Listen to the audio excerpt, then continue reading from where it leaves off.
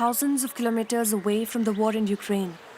This rural village, west of Kathmandu, has been affected by the conflict. Last October, Lilu Gurung lost her husband, who was fighting on the front line in Russia's war against Ukraine. He joined the army after coming across a recruitment ad shared by a local resident on social media. It started on TikTok. My husband came across a Nepalese soldier in Russia who was recruiting and promising a lot of money. I didn't know there was a war going on there. After 45 days, I was told he was dead. I couldn't believe it, but they told me it was true and that there was nothing left of his body, only his head and hand. My children are very young and their future is at stake. They can no longer go to school because we can't afford it. He died like a nobody. There was no one to take care of his body. We'll never know what happened. Like many recruits, her husband had never had any military experience. On social media platforms, recruiters are trying to lure desperate workers. They flood these platforms with hundreds of recruitment appeals, instructional videos, and even footage of soldiers portraying an easy day-to-day life on the front lines. According to government data, over 200 Nepalese have enlisted in the Russian army, while the opposition party claims the number to be 3 times higher than the official figures. Over 33 of them have died serving on the front line. Suman was also about to lose his life. 4 months ago, this former cook was fighting Ukrainian forces alongside Russian soldiers. All these soldiers are Nepalese. I'm still in contact with one of them. The others may have been killed since. This was the first time I held a gun. After a week of military training, he was deployed to the front line. 25 days later, the young soldier deserted. They put us all in front. We were the shields for the Russian soldiers who stayed behind us. They insulted us, hit us, and said they'd kill us if we refused to go to the front.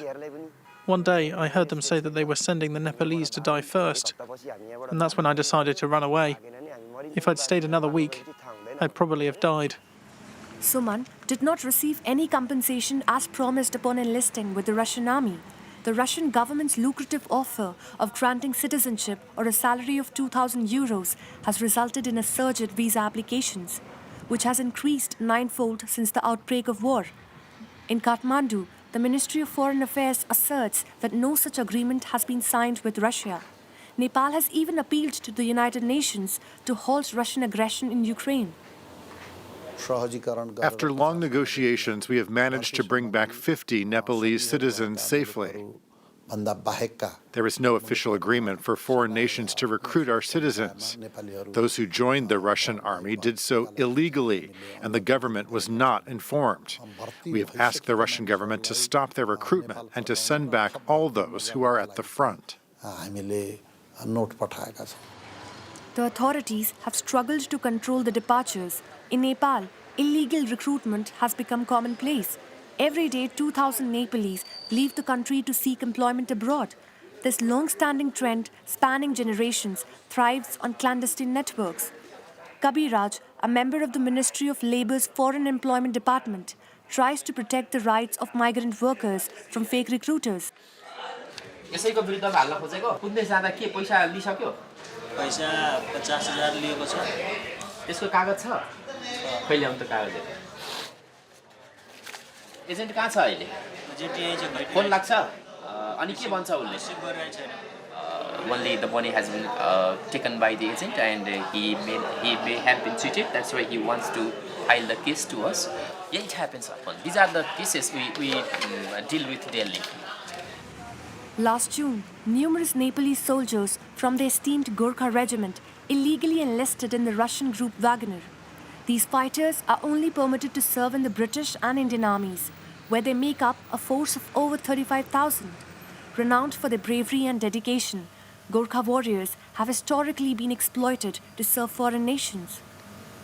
British had this idea that hill people have unique war capabilities.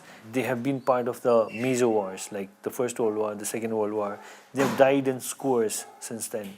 For the countries like Russia that hire foreign military, these men are disposable bodies. Hiring a mercenary and throwing them at the forefront during war is practiced by every other country. It's not just the Russians, it's not just the British, it's It's every other country that hires mercenaries.